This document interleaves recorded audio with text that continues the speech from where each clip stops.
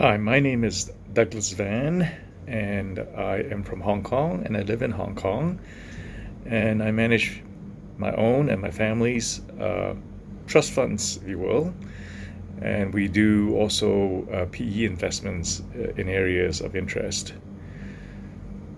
On the prediction of how I see the rest of 2021, I think should be fairly straightforward, with everybody coming out of the COVID issue and the quantitative easing, which is just easing, and the various government-sponsored spending uh, projects will continue, and this will help the economies around the world recover. And I don't see any major issues for the rest of the year. The current rotation from different classes of equities or different industries will continue as people like to play this musical chair and hope that they think that they are smarter than everybody else.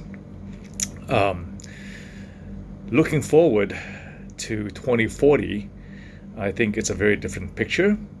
Obviously, what's become very notable ever since Trump became president is that the whole geopolitical issue has come to the forefront.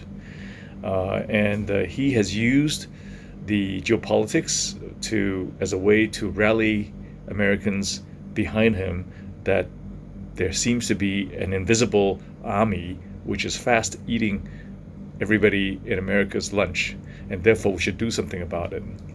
Personally, I'm against economic sanctions. It only works in a very limited amount, as evidenced by North Korea, Cuba, and other smaller countries where they are easily manipulated and controlled. Using the same for China, I think is silly, and I think it's against the principle of a very efficient world. And that, be it may, it is what it is. And then it has actually woken up everyone around the world to start looking at what they have to do to protect themselves a little bit better. And I think with a increasingly socialistic Europe, which is very costly for them, and is something that they need to figure out whether they will stick to the principles or they will have to relent and be a little bit more ruthless, quote unquote, in how they deal with the rest of the world.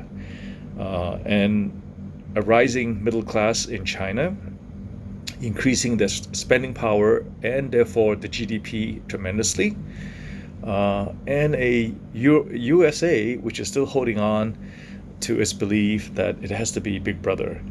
And thank the world has been lucky to have USA to act as Big Brother up to now. But I think the world is changing, and I think the different blocks, which would be a China block, a US block, and a Europe block, unfortunately, I think that is going to happen when everybody kind of look to their immediate circle as a way to protect their interests.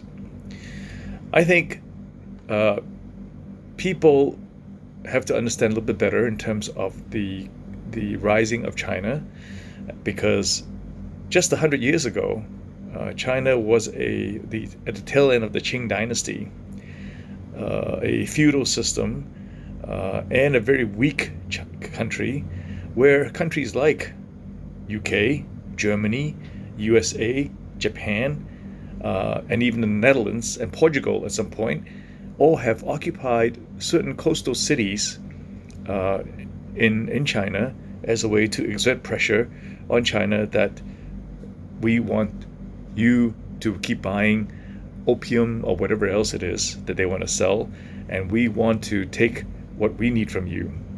And being very weak at that time, China had been the victim of foreign domination all over. And this did not end until the end of Second World War.